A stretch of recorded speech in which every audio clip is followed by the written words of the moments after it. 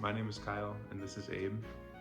And today we're going to talk about the kind of a set of guidelines towards building your own vivarium for exotic pets.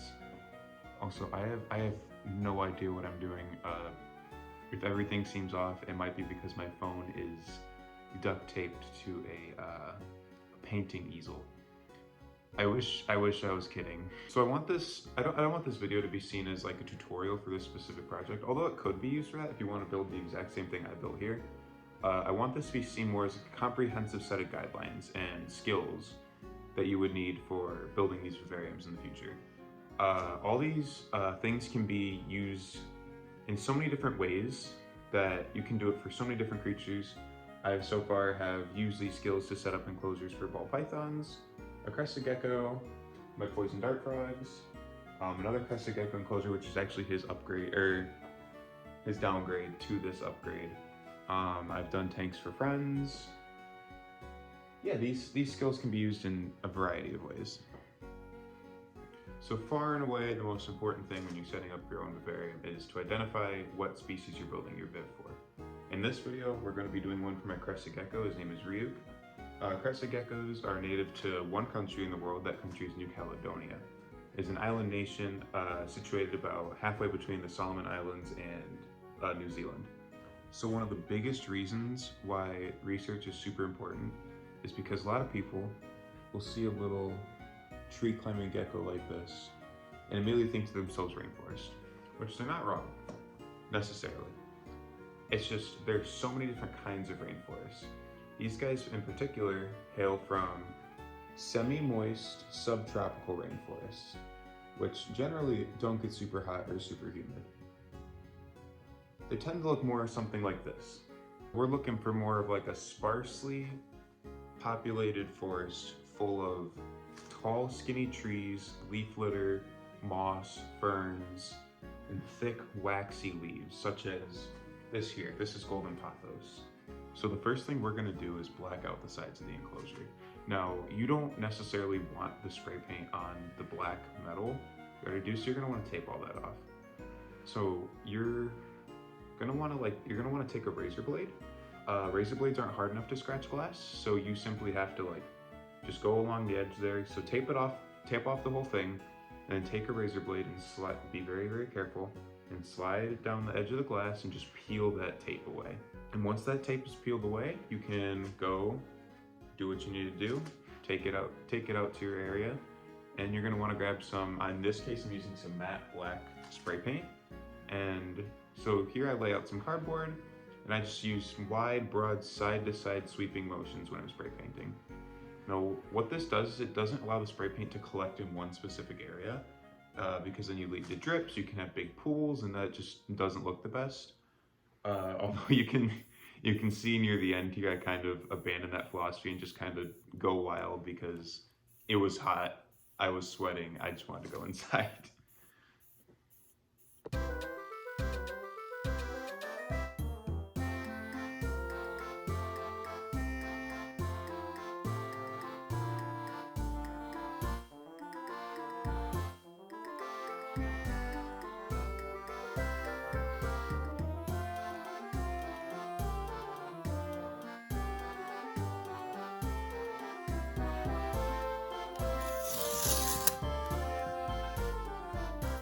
It is here how obvious it becomes that I am a complete master of my craft. Look at that quality right here, look at that.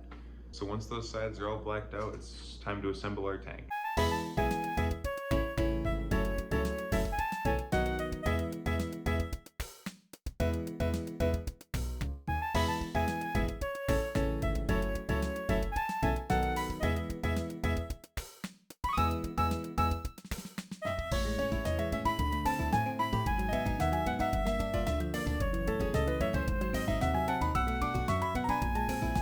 This might be a little bit of a silly thing to include, but this is how you load a caulk gun properly. I didn't learn this my first time around. I just kind of did it. I thought when you clipped the end off, it was good. And then I had silicone explode out of the back of the tube, and it was a giant mess. Just don't do that. Do it the proper way. I show it here.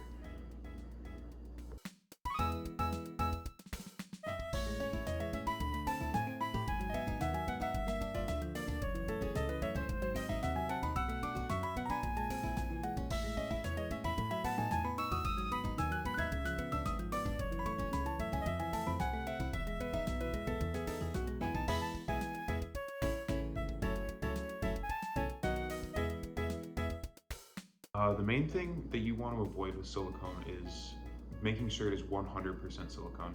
That is far and away the most important thing. You don't want any other like mold inhibitors and whatever, because those can actually be toxic to your animal. And as gross as it is, mold is part of an ecosystem. So when you're developing a bioactive tank like this, you're gonna have mold. That's just how it's gonna be. So now it's actually time to seal off that bottom of the tank here. So what you're gonna do is you're gonna apply a really thick bead of silicone along the edges, anywhere where there's a crack or something that like water can get through. You're not gonna see any of it. It's all gonna be covered, except for in the front here. You might see a little bit of it, but like this is clear silicone. You can cut anything away you need to with a razor blade. You won't see it. Just a really thick, ugly bead, just really cover that area. So next is a really fun part for me, siliconing in some of that hardscape and getting the background going. So here we're gonna use some of these cardboard panels that hold the glass pieces in place. We're just gonna use those to kind of sit in the middle of the expanding foam to give that gecko some layers to climb on. We're also gonna use some branches in this beautiful piece of cork bark I have here. We're gonna use that as kind of a branch to go along the middle for him to perch on throughout the night. Now, a couple of safety things with expanding foam. It's very sticky and very difficult to get off your hands if it does get on your hands, which it did during this project, that was such a pain. Just wear gloves. Anytime you're interacting with expanding foam that even has the remote possibility of not being cured, just make sure you're wearing gloves. Now what you're gonna do is you're gonna spray it all over the background in thick globs in kind of a chaotic order. So do zigzags, do spirals, just anything to kind of make it look chaotic, because nature's chaotic, right? You don't want to do just lines. While this expanding foam is still curing, I'm setting in pieces of cork bark, so we're gonna lay cocoa fiber into the background and the gecko needs some area to climb on. So we're gonna add cork bark, which he can't stick to because he can't stick to cocoa fiber very well.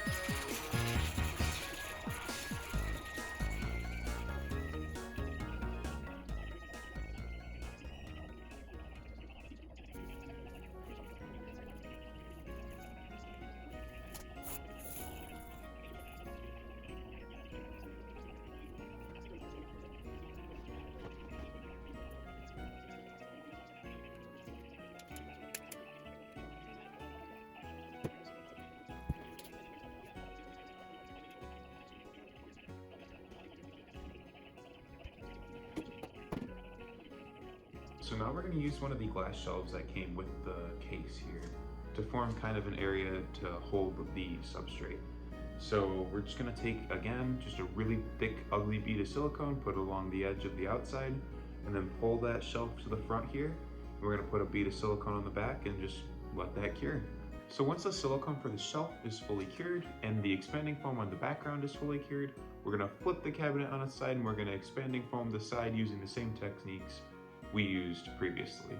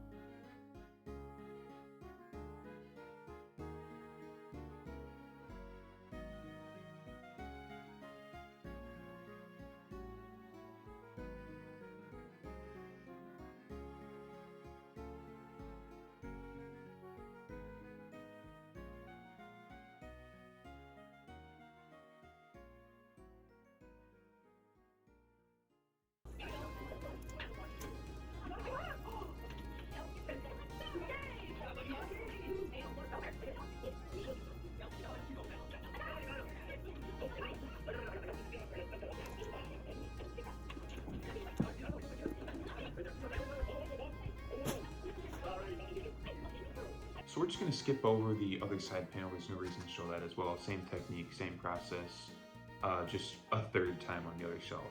However, the next step is far and away the least fun step of this whole process. It's cutting down the expanding foam. So silicone isn't gonna stick to that cured outer layer of the expanding foam. It's shiny, it's hard, it's not gonna work. So by cutting down the expanding foam on the inside, it's more of a porous, like rough situation. So we're just gonna cut all that down so we can stick the silicone onto it in the next step. So this is what the whole thing looks like after shaving all that foam down, revealing that porous interior. This process ended up taking just under 3 hours for the whole tank, which I could probably speed it up a little bit, but I like to be very thorough, making sure I'm getting everything perfectly exactly how I want it before I move on to the next step. You can attach the LED to the lid however you want to do it. Here I'm just using silicone because it was easy. And you can see here it's just a little bit of a tight squeeze, but eventually we do fit the plug in through that hole. So as a means of covering the background, getting it to look how we want it, getting it to look natural, I'm gonna use cocoa fiber.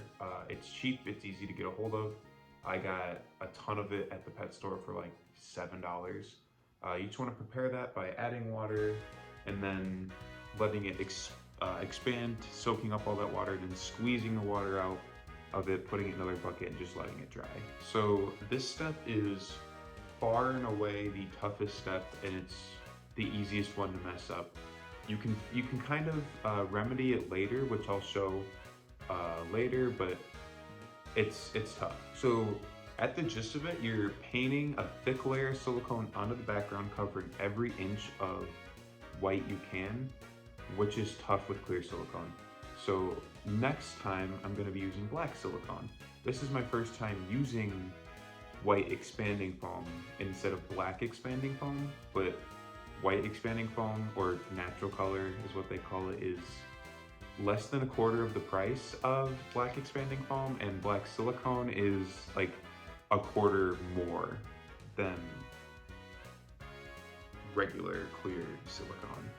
So yeah, in the future I'll be using black silicone, but just keep that in mind. So like I said, you're painting on the silicone onto the background, and once you have kind of like a small area, because the silicone cures quick, you just want to press in a big handful of the cocoa fiber, or you can use things like sphagnum moss, you can use cocoa chip, you can use all kinds of things. Again, here we're using cocoa fiber. I like the look of it, and it's cheap. That's basically it. But you're pressing it into that cocoa fiber, trying to cover every inch of that expanding foam with the cocoa fiber. So after you're done with that and the silicone is cured for roughly 10 to 12 hours, you can speed that up a little bit by spritzing it down with water, or if it's hot out, it'll cure faster. But you're gonna wanna, after it's cured, you're gonna wanna pick that tank up and give it a little bit of a shake. It was a little bit tough with this tank because it is so large, so I just kind of like wobbled it a little bit and then get that excess off of there. So in order to remedy some of those spots where the cocoa fiber didn't stick properly, I'm going through with some Gorilla Glue, just regular Gorilla Glue, and I'm gonna paint some of that onto the background after I spritz it down with just a little bit of water, not so much to get it wet, but more just so that to help that Gorilla Glue begin its curing process. And I take a clump of dry sphagnum moss and I press it into that spot. So, and then hold it there for a few seconds so it begins to cure and then adhere. So the reason we're using sphagnum moss here is because, first of all, it's cheap. It's cheap, it looks nice. It also holds on to humidity really well without getting too wet. So by adding this sphagnum moss, not only are you adding interest and texture to the entire build, but you're adding actually something beneficial in that it holds humidity properly. I don't know why he's doing that. So yeah, here's what it looks like once all the spots are patched, everything's in where it needs to go. Now there's only a couple steps left, and honestly, there's some of the most fun you can have, and that's decorating and planting. But before we can do that, we have to set up our false bottom and substrate layer. So my personal favorite is lumped charcoal, but you have to, it's a little bit tough to find this stuff without any additives or whatever. And I couldn't find any here, and I wanted this build done. So I instead opted for red lava rock. I just got that at the hardware store. It was like $7, $8 for a bag. So on top of that lava rock, we're gonna use this is fiberglass window screen. You can get it at the hardware store. This was like $7 for the roll, and I'll use this probably till I die. But what you're gonna do in order to separate those two layers is cut this down to be just a little bit bigger than the area you need and press it in so those seams kind of sit up a little bit on either side to kind of contain your actual substrate that the cleanup crew is going to be residing in. And in this case for substrate, I'm using a mix of cocoa fiber, cocoa husk, and sphagnum moss, and planted fish tank substrate just because I had some and wanted to get rid of it. This is going to be a substrate that's really fluffy and holds moisture, but doesn't get too wet to where it's going to mold. And we're going to talk about that in just a second. So this is our cleanup crew. This is one of my colonies of isopods. These in particular are dairy cow isopods. And alongside them, there is a colony of white springtails in here. So the isopods break down uneaten food, feces, etc. And the springtails are going to break down any mold you have in your tank that might harm your animal. You can't see me there, but I tried. Springtails and isopods are going to make or break your tank in a lot of cases, because that mold, if left unchecked, can really take over. Because you're missing an aspect of the ecosystem. So that's about it for me. Thanks for watching, and enjoy the final shots of how this tank turned out.